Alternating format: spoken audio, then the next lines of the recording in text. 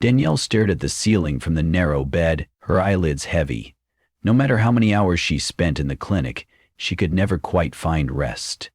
A lined navy blue comforter was tucked around her shoulders stiff, a measure meant to calm her, but all it did was make her feel claustrophobic. Every so often she thought she heard voices in the corridors, light, wandering whispers that might have been her own half-dreaming illusions. From the moment she arrived, the place felt wrong. The standard hospital weight walls weren't comforting at all, and the hallways smelled like antiseptic mixed with a metallic tang. Something about the entire setup gave her an itch behind her eyes. Danielle had checked herself into the clinic for a persistent sleep disorder. She'd gone weeks with little more than scattered minutes of rest. She found it increasingly difficult to trust herself. Her memory was hazy, her sense of time frayed at the edges. Her boss had recommended the sleep clinic as a specialized facility that boasted success in treating complicated insomnia.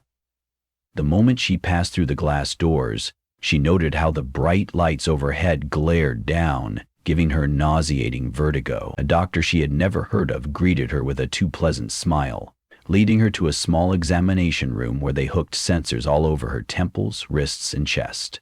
The nurse who placed the electrodes had observed her with guarded curiosity. Twin lines appeared between the nurse's brows as if she were deciding whether to speak. In the end, she said nothing, only patted Danielle's shoulder. The camera was perched in one corner of the room, its lens luminous. Danielle found herself wondering if it was actually recording or simply standing sentry, a distraction to keep patients feeling watched. After that appointment, they moved Danielle into a private room where she was expected to sleep under scrutiny.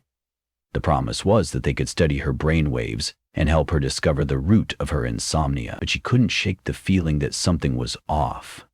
The first night, Danielle woke in a cold sweat, her bed rails rattling with the frantic beat of her heart. She sensed a presence in the room, a faint glimmer of movement by the door. When she flicked on the light, she saw nothing. One of the overhead cameras turned its lens on her, whirring softly. This repeated the following night, an unsettled jolt in the early hours. Those whispers right in her ear, intangible yet disquieting. The voices seemed to be formed of equal parts static and breath, as if they were ghosts from a radio station.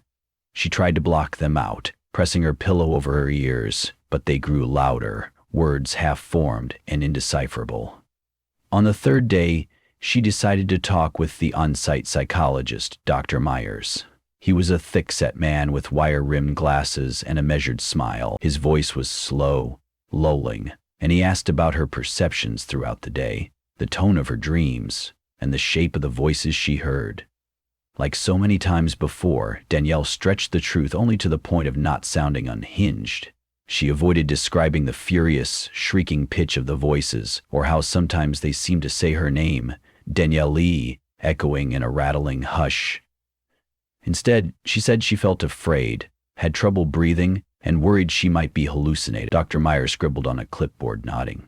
He told her it was normal for insomnia patients to experience auditory hallucinations, that her cortex might be misfiring under stress. He patted her shoulder with a paternal smile and sent her back to her room. Every evening, a staff member came to inject her with a sedative they claimed was a mild sleep aid.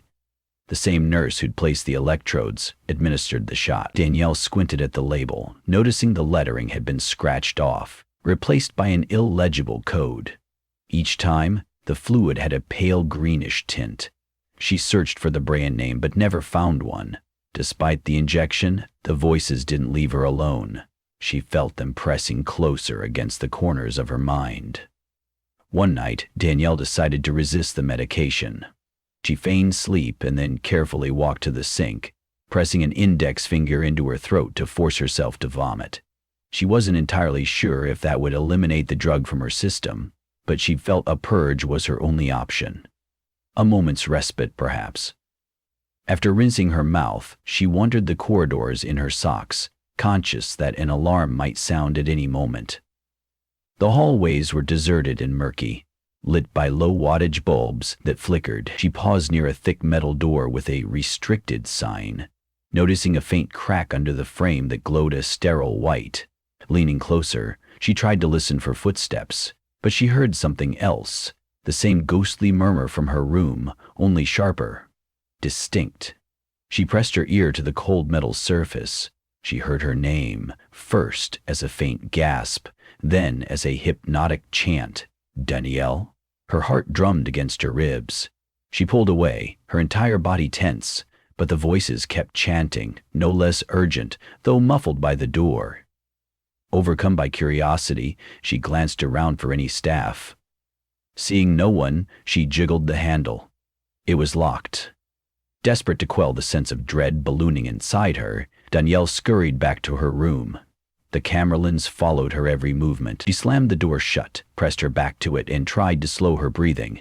The voices from behind the restricted door still rang in her mind. Part of her hoped she was hallucinating, that her insomnia was warping her reality. But another part of her suspected something deeper was at play. The entire building seemed to hum with tension. That night, Danielle forced herself to stay awake. She sensed the sound of footsteps passing by her door, heard the scrape of something being rolled down the corridor. She thought she could make out muffled weeping. In her delirium, questions raged. Could this be a conventional sleep clinic? Was the sedation just a normal procedure? Fear warred with reason. The next morning, she cornered the nurse who administered the injections. The woman wore a white coat and a name tag. Ingrid. Danielle started by casually asking what kind of sedative was used. Ingrid shrugged. A standard formula for advanced insomniacs, she said, then turned away. But Danielle pressed her. What's the name, specifically? I'm allergic to certain medication. Ingrid's gaze darted momentarily toward the ceiling camera before she responded. I'm not authorized to discuss drug details. Doctor's orders. A chill raced through Danielle. She tried a friendlier approach, stepping in front of Ingrid. Listen, she whispered conspiratorially. I've been hearing these voices. I'm worried. Please tell me what's going on here. For a moment, Ingrid's facade cracked. A flicker of fear shone in her eyes, and she opened her mouth as if to speak, but instead she clenched her lips closed. She apologized and walked off, leaving Danielle feeling alone and more suspicious than ever. Later that day, Danielle discovered a half-gone supply closet on her way back from the cafeteria. Although her appetite had vanished, she pretended she was hungry and lingered near the closet. Peering inside, she noticed boxes labeled with strings of numbers. She spotted the same pale greenish liquid in vials, packaged neatly inside foam compartments. Quietly, she slid one out. The label read something akin to Prototype 7KD, with the words sensory induction agent typed beneath. That was no mild sedative. She slipped it into her scrubs pocket. Suddenly, footsteps echoed out in the hallway. She froze. Pushing the supply closet door shut, she crept down a parallel hallway and snuck into her room. Body thrumming with adrenaline, she looked at the stolen vial.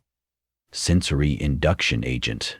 Was that why she was hearing the whispers with such vividness?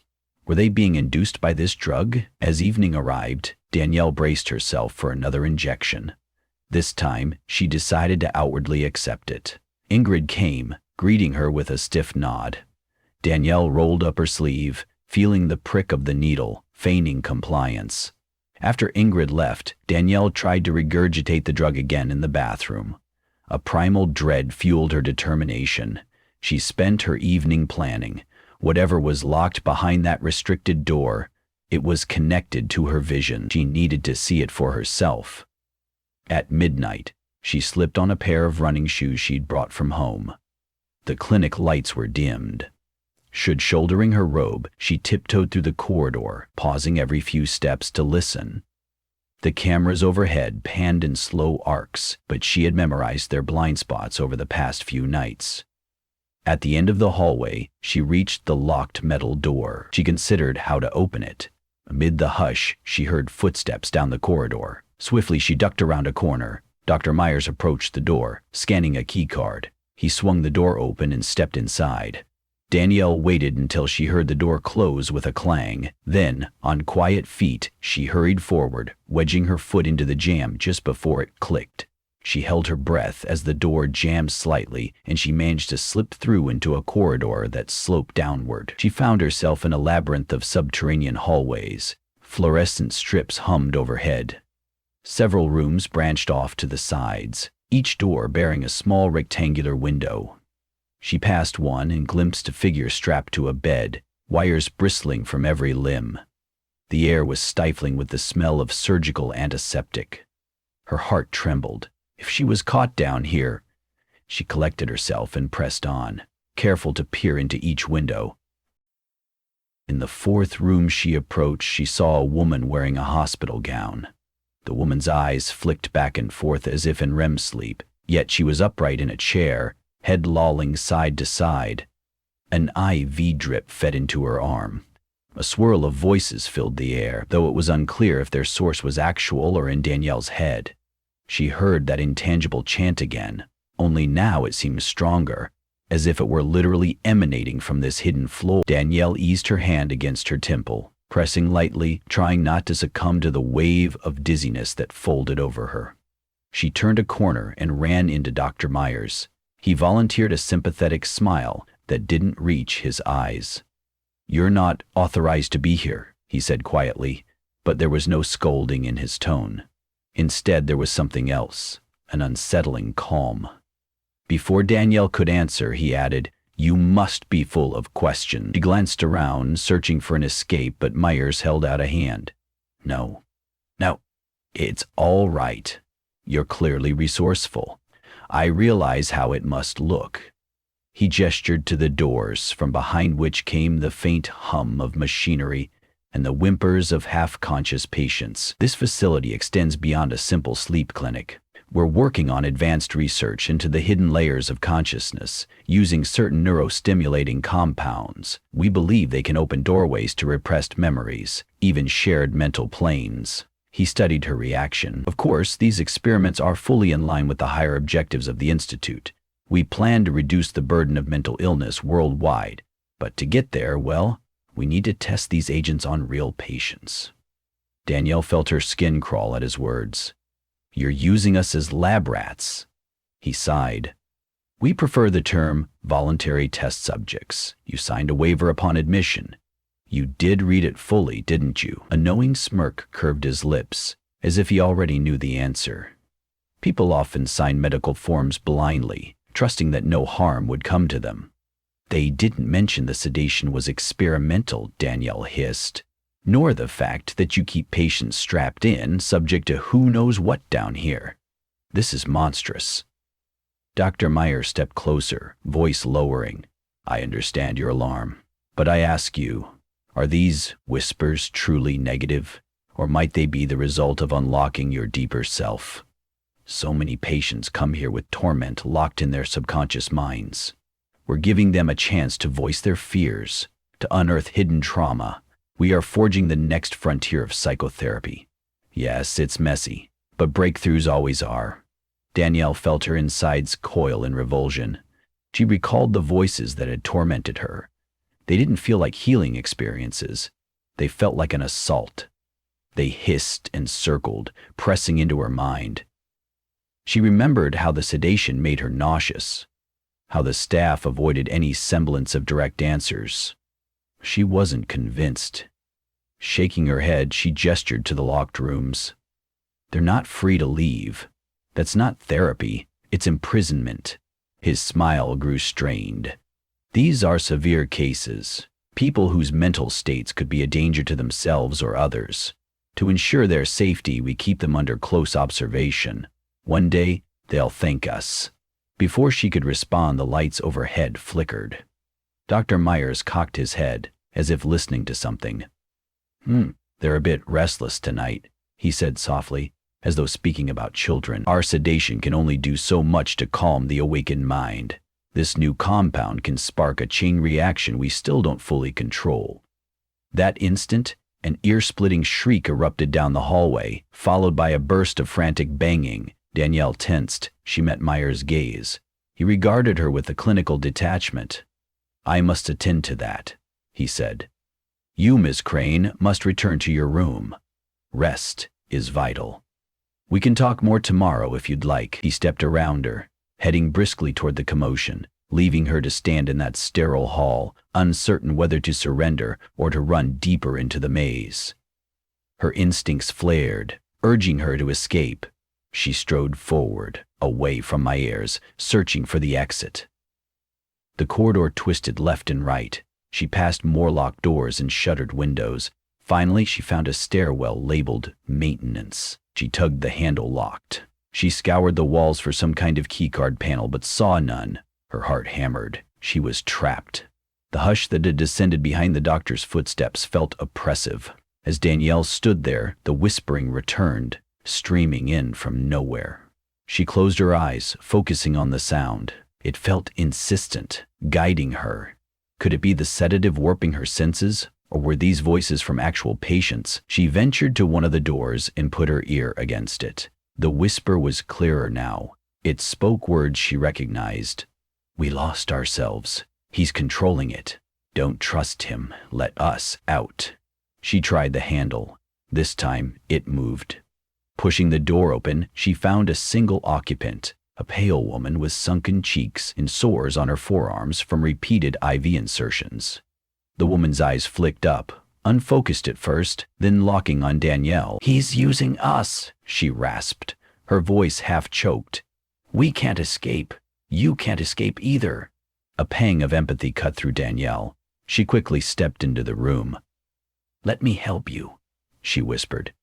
The woman stared, warily reminding Danielle of a wounded animal. She carefully unbuckled the woman's restraints. But the moment the woman realized she was free, she recoiled from Danielle. Because her mind was so frayed she might have believed it was a trick. Danielle took a step back. "We have to get you out of here," she urged. The woman's gaze darted to the door, and a new wave of panic rose in her eyes. "They'll see us," she breathed. "They watch everything, everywhere." Another shriek rang down the halls. The woman clasped her hands over her ears and cowered. In that moment, Danielle recalled the old supply elevator she'd seen in the cafeteria area. Maybe it had a floor that reached down here. Swallowing past the dryness in her throat, she helped the trembling patient up. The woman was weak, but managed to stand. Together, they slipped out into the hallway. Danielle guided her, pausing now and then to check corners. Clattering sounds echoed from somewhere behind them. Possibly a team of orderlies was restraining the other distressed patient, or searching for trespassers. Rounded a corner, they came upon a large metal elevator door labeled Freight. There was a card reader. Danielle's stomach sank. But as they drew closer, the door slid open. Inside stood Ingrid, the nurse who'd once hesitated to speak. She stared at them with wide, frightened eyes. Danielle braced herself for confrontation, but instead, Ingrid motioned them in.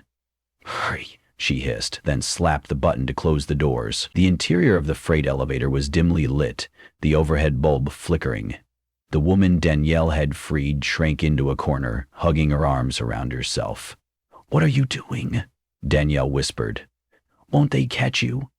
Ingrid shook her head sharply, her expression grim. "I can't stay silent any longer. We never thought the trials would go this far. I only took this job to help people, not to be part of this." She gestured at the frightened patient. "We don't have much time. The doctor's on his way." The elevator lurched upward. Ingrid tapped another code into the panel. "I found your file, Ms. Crane." Danielle. "They wanted strong-willed patients whose fear threshold was high. They're feeding you these experimental formulas to see how deeply they can push the brain into abnormal states. I've watched patients unravel, some never returning to themselves." Defiance flared in Danielle's chest. "We have to expose this. We have to call the authorities." Ingrid's face twisted in sorrow. "They have ties to high-level donors. Many attempts have been made to report them, but the complaints vanish. Records get sealed. The only way is to get out and bring proof to someone who can't be bought." The elevator stopped. The door parted onto a storage loading zone. Stacks of cardboard boxes loomed around them. Danielle recognized the exit ramp that led to the clinic's side parking lot. She'd seen delivery trucks come and go. Ingrid pointed to a heavy metal door at the far side. "You can get out that way. Usually only the trucks enter here, but it's your best shot." The woman they'd freed seemed too dazed to speak, but she clung to Danielle. "And you?" Danielle asked. "I'll face whatever happens," Ingrid said quietly, some mixture of regret and determination in her gaze. Maybe if I distract Dr. Mayers and the staff, you'll have time to escape. She pressed a keycard into Danielle's hand. This will override the lock to the outside. Hurry. A burning lump formed in Danielle's throat. She placed a hand on Ingrid's shoulder, offering silent thanks. Then, leading the freed patient, she dashed across the loading area. The overhead lights buzzed. The shadows from the stacked boxes felt ominous, but she moved in swift bursts, keeping the woman close. She reached the door and swiped the keycard. It clicked, and a gust of chilly night air rushed in. Relief and dread merged in Danielle's chest. She pushed the door open and slipped out, the dazed woman following. Outside, the clinic's white exterior glowed dully under a sliver of moonlight. The fence surrounding the loading zone was tall, but the gate was open, presumably for evening deliveries. Danielle guided the woman through, each step accompanied by dread that an alarm would sound or security guards would appear. Yet, unbelievably, the night remained quiet. She hurried the woman across the parking lot, beyond the glow of the lampposts, half holding, half carrying her. When she stumbled, they reached the street. Danielle's hands shook as she pulled out her phone, relieved to see it flicker to life. With unsteady fingers, she dialed the police, her voice cracking as she explained the dire situation. She didn't know how much would get through or if it would once more be covered up, but she resolved to try. The operator listened, perhaps uncertain but promising to send a patrol. By the time the police arrived, Danielle was cradling the woman on the curb, cooing soft reassurances. She flagged down the squad car, half expecting something to go wrong, like an unmarked official stepping out, ready to whisk them away. But it appeared to be legitimate officers who approached them with caution. The woman's eyes darted, as if seeing everything and nothing. The next hour blurred in Danielle's mind. Paramedics came and the woman was placed on a stretcher. Danielle stood frozen, trying to explain the horrors of the underground ward. One officer stepped inside the clinic to question the staff. Dr. Myers, calm as ever, disavowed any knowledge of wrongdoing, presenting official documents that framed everything as part of an advanced therapy protocol. Yet Ingrid was nowhere to be found. Danielle felt terror clawing at her insides. Had they gotten to her? Was she being silenced? But just before the officer left, Danielle noticed a man in a dark suit walk in, speaking quietly with Dr. Myers. The man shot Danielle a glance, his eyes cold and assessing. Her heart sank. She recognized the flicker of corruption, the possibility that someone might bury her complaint. A swirl of determination ignited. She had the stolen vial of sensory induction agent in her pocket. She had evidence. Slipping it surreptitiously to the investigating officer, she asked him to have it tested. "This is not normal medication," she insisted, her voice tense with suppressed anger. "They're hurting people. Please." The officer hesitated, then pocketed the vial, giving a small nod. Danielle sensed that it might not be easy to blow this operation wide open, but perhaps there was hope if the police found something undeniable. 2 days later, Danielle sat by the hospital bed of the woman she had saved. The new hospital was a standard facility, nowhere near the ominous labyrinth of the clinic. She introduced herself properly. The woman's name was Brianna. She was still shaky, but the sedation had worn off enough for her to speak coherently. According to the attending nurses, Brianna's blood work contained unrecognizable compounds, but the hospital was investigating. If nothing else, the staff at the standard facility was alarmed enough to keep her under watch and contact the authorities. For Danielle, sleep remained elusive, but she refused to take any medication. The memory of those ghostly whispers still haunted her at the edges of consciousness. Occasionally, she startled awake in the early morning hours, imagining Dr. Myers with his calm, paternal smile. But she steadied herself with the knowledge that she had escaped, and that she had a chance now to expose the truth. She only hoped the right individuals would see the evidence and act on it before more patients suffered. A detective eventually approached her, quietly gathering details. She handed over everything she had, the story of her infiltration, the sedation practices, the hidden floors. He offered her a solemn nod, murmuring that it would require significant legal power to bring the clinic to justice. Danielle thanked him, her own voice trembling with residual fury. On her last day visiting Brianna, Danielle glimpsed a news report. Police were investigating unusual practices. at a private medical facility, but details were scarce. She switched off the TV, her pulse unsteady. She suspected the truth would remain buried under bureaucratic red tape unless more survivors stepped forward.